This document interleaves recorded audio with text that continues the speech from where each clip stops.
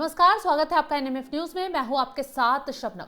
महाराष्ट्र में बीएमसी चुनाव होने वाले हैं और बीएमसी चुनाव को लेकर सभी राजनीतिक पार्टियां जोरों शोरों से मैदान में उतर चुकी हैं। एक तरफ कांग्रेस और उद्धव ठाकरे के बीच सब कुछ ठीक नहीं चल रहा है, तो दूसरी तरफ महायुति में सीट बंटवारे को लेकर बातचीत फाइनल मोड़ पर पहुंच चुकी है। लेकिन इससे बीच कांग्रेस का कुनबा बिखरना शुरू हो गया है। कांग्रेस को एक बहुत बड़ा झटका महाराष्ट्र में लगा है।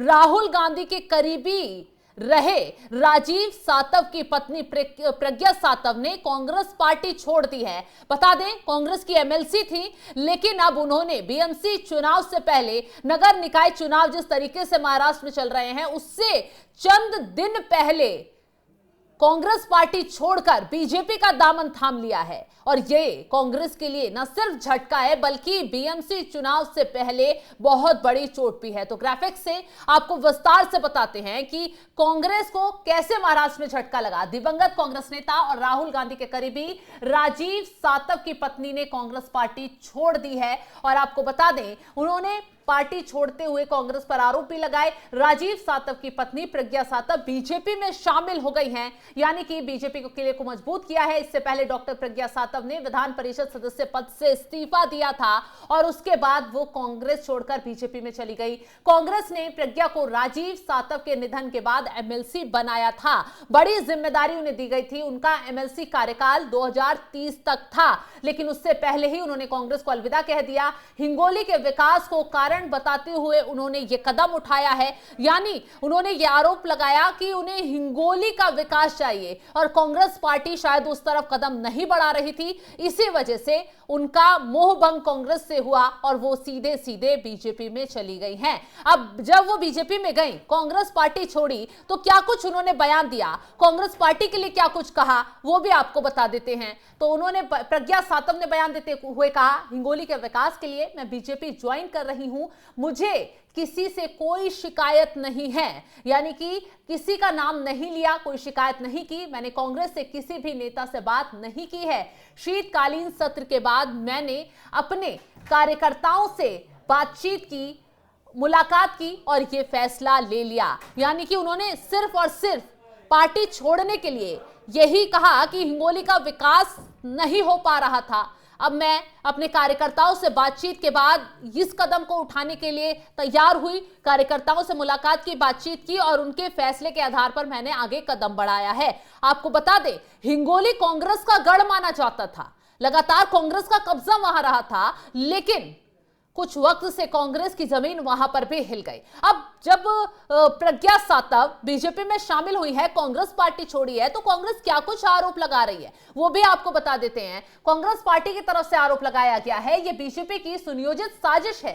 प्रज्ञा सातव का इस्तीफा विधान परिषद में कांग्रेस के विपक्ष के नेता पद के दावे को कमजोर करने के लिए कराया गया है।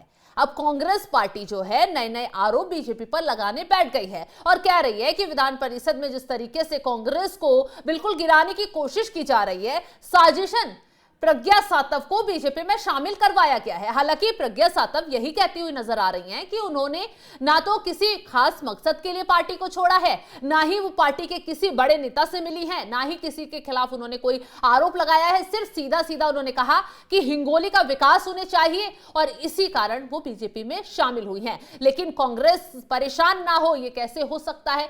महाराष्ट्र में चुनाव चल भी रहे हैं, नगर अध्यक्ष के और वहां पर उपाध्यक्ष के और बीएमसी का चुनाव भी होने वाला है। तो जाहिर सी बात है, कांग्रेस का कुनबा जिस तरीके से बिखर रहा है, तो असर तो पड़ेगा ही पड़ेगा। और सबसे चौंकाने वाली बात तो यह है कि प्रज्ञा सातव जो हैं, वो राहुल गांधी के बेहद करीबी रहे। राजीव सातव की पत्नी है वो राजीव सातव, जो एक वक्त पर राहुल गांधी के बेहद करीबी हुआ करते थे। पार्टी में महाराष्ट्र में उन्हें खास तवज्जो दी जाती थी। राहुल गांधी उनकी बातों को सुनते थे।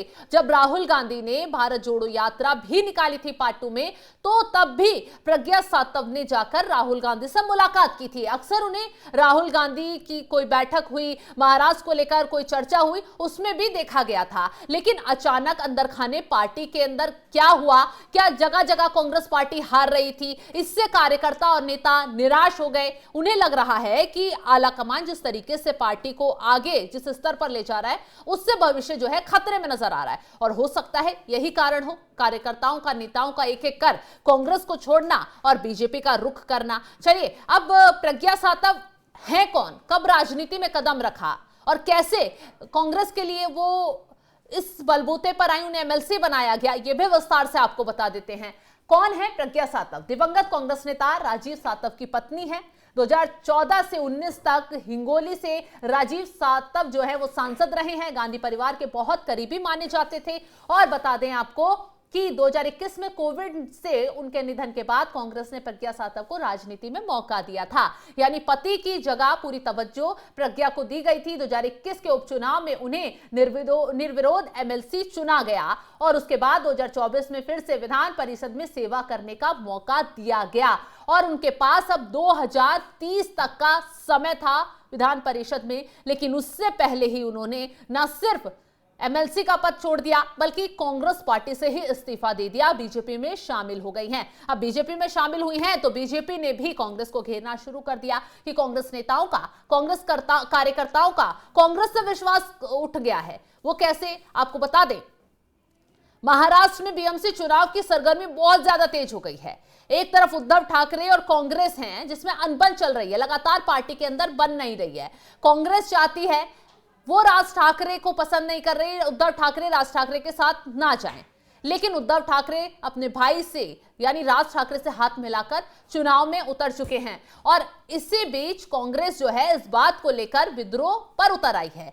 कांग्रेस का कहना है कि वो इस गठबंधन में राज ठाकरे को पसंद नहीं करेंगे। अब ऐसे में मामला यहां फंस गया है, चुनाव सर पर है और ना तो सीटों का बंटवारा ना गठबंधन का कुछ तय हो पा रहा है। और कांग्रेस अब कहीं कुल मिलाकर कहा जा रहा है कि अकेले बीएमसी के चुनाव में उतर सकती है। उधर उद्धव ठाकरे भी कांग्रेस को मनाने के लिए तैयार नहीं है, वो राज ठाकरे के साथ हाथ मिलाकर आगे बढ़ रहे हैं। इसलिए महाविकास अघाड़ी में बवाल लगातार बढ़ता जा रहा है। और दूसरी तरफ बीजेपी का कुनबा न सिर्फ मजबूत हो रहा है बल्कि महायुति का जो किला है वो मजबूती के साथ बीएमसी चुनाव में अब खड़ा होता नजर आ रहा है। और जिस तरीके से कांग्रेस के नेता छोड़ बीजेपी की तरफ रुख कर रहे हैं, उससे बीएमसी चुनाव में महायुति और बीजेपी मजबूती से उभर सकती है, ये कयास अभी से लगाए जाने लगे हैं। और ये मुख्यमंत्री देवेंद्र फडणवीस के लिए बहुत अच्छी खबर हो सकती है। तो फिलहाल जिस तरीके से महाराष्ट्र में प्रज्ञा ने राहुल को झटका दिया और कांग्रेस का कुनबा जिस तरीके से बिखर रहा है, उसको लेकर आप क्या कुछ राय रखते हैं कमेंट बॉक्स में जरूर बताइएगा।